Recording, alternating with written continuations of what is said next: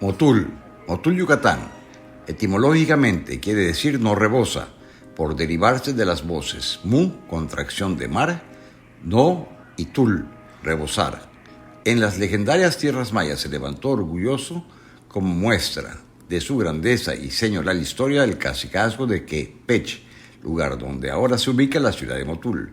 La población de Motul, llamada así en honor al sacerdote de nombre Tzacmutul, su fundador, no tiene datos exactos de su fundación, aunque data del siglo XI. Previamente, dice el historiador Juan Francisco Molina Solís, hacia el siglo VI la región había vivido la influencia de Sabná, quien lideró en esa época la migración de los izáes en la península de Yucatán hacia el poniente,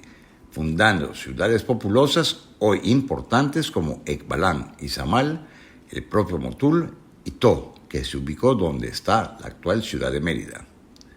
Antes de la conquista de los españoles, esa región era gobernada por el cacique Nahumpech. Después de la conquista de Yucatán, se asentó en Motul una encomienda, la de don Francisco de Bracamonte, en 1581. El desarrollo de la región municipal comienza propiamente en 1821, cuando Yucatán se independiza de España y se da inicio a partir de 1850 a la gran industria nequerera que enriqueció a muchas familias pero empobreció a muchas más, sobre todo campesinas. Fue la época en que el maya era casi esclavo. El municipio de Motul fue hasta finales del siglo XX una de las más importantes regiones productoras de este ágave. En ese tiempo la calidad de vida estaba lejos de lo que tradicionalmente es el promedio. Los mayas trabajaban para las haciendas en calidad de luneros, especie de arrendatarios de tierra. En la rama de la educación pocos podían asistir a una escuela y, en cuanto a la salud, las epidemias solían acosar con bastante frecuencia a la población, causando considerables muertes de las que nadie estaba exento de la posibilidad de contagio. En 1843, durante la época del separatismo yucateco, el gobierno federal decide enviar a su ejército induciendo a los habitantes de Motul, exceptuando a algunos cuantos, a refugiarse en Tixcocop, en donde se agrupan para luego regresar y recuperar la población, expulsando a los soldados federalistas. Los habitantes de Motul han tendido la tendencia de ser inmigrantes y buscar y fundar nuevas fronteras. Por decreto del 10 de marzo de 1852, Motul es ascendido al rango de villa y adquirió por decreto el título de ciudad el 22 de febrero de 1872. En 1922, el gobernador Felipe Carrillo Puerto, de origen motuleño, derogó el decreto con el fin de aplicar una reforma en el ramo de la agricultura para otorgar después a Motul la misma categoría. Durante la Guerra de Casas, la población se replegó hacia el centro y noroeste del estado y esta sería la zona que tendría un despunte productivo inusitado y Motul sería figura central de este proceso. Al iniciar la década de 1880, Motul fue denominado de Cepeda Peraza en honor del general y gobernador de Yucatán que había vivido y se había casado en Motul. Sería en la década de 1920 cuando cambiaría su denominación, pasando de Motul de Cepeda Peraza a Motul de Carrillo Puerto. En la actualidad, este municipio depende de la ganadería, de la silvicultura, la horticultura y la industria manufacturera. El turismo también se ha desarrollado considerablemente, existiendo lugares de interés para visitar como un templo dedicado a San Juan Bautista, construido en el siglo XVII, una iglesia donde se venera a la Virgen de la Asunción que data de la época colonial, en el siglo XVII también, la casa o museo donde nació Felipe Carrillo Puerto, venerado líder socialista, prócer y mártir del proletariado yucateco, gobernador de Yucatán de 1922 a 1924. También se pueden apreciar en el municipio los cascos de las haciendas llamadas Santa Teresa, Ucanjá, Xintellá y Tzitox. Los gremios de Motul son parte de costumbres y tradiciones. Para los católicos la fiesta da inicio el 1 de julio con las tradicionales mañanitas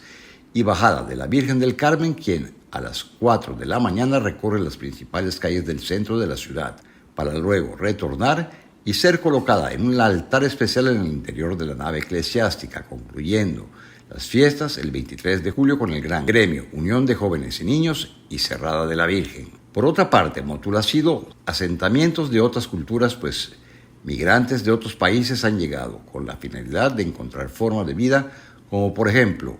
La llegada tanto de libaneses como coreanos a Motul cobra importancia en ese tiempo por estar en plena zona nequenera y también por la cercanía a Mérida. Los coreanos que llegan a Motul en 1905, al igual que gente de otras nacionalidades, fueron utilizados por los dueños de las haciendas como mano de obra barata, siendo muy controlados en salarios y tiempo de estancia por los hacendados. Los libaneses llegaron por las políticas de migración abiertas durante el porfiriato, pudiendo establecerse en el Estado en el lugar de su preferencia y comerciar libremente. En los albores del siglo XX, Motul presentaba una intensa actividad social, cultural y económica, sobre todo los fines de semana que llegaba gente en el ferrocarril para abastecerse en el mercado público Guillermo Palomino, centro neurálgico del comercio en el lugar, aprovechando para asistir a corridas de toros, obras de teatro o bien a partidos de béisbol. Su gente, sencilla y afable, se desvive por atenderte, conversadores y muy respetuosos de la intimidad y costumbres de las personas. Han sobresalido en varios ámbitos, desde el aspecto intelectual como en el de la enseñanza, así como en el terreno profesional donde encontramos abogados, médicos, ingenieros y sacerdotes de muy buena reputación. Motul de Carrillo Puerto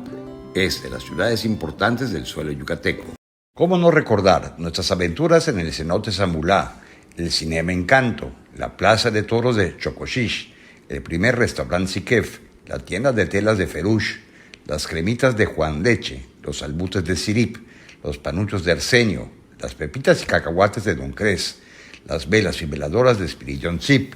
el pan dulce de Don Canuto, las paletas de los Cheles, las bombitas de la tienda de los chinos, los granizados con plátano y leche condensada de Don Tacio, el puesto de revistas y tiras cómicas de Litros, donde acudía todas las noches Penicho para hojearlas gratis, los sándwiches de filete de res con frijol refrito del Café Franklin, la escuela primaria Roque Jacinto Campos, donde cantábamos el himno nacional antes del comienzo de las clases, todas las mañanas,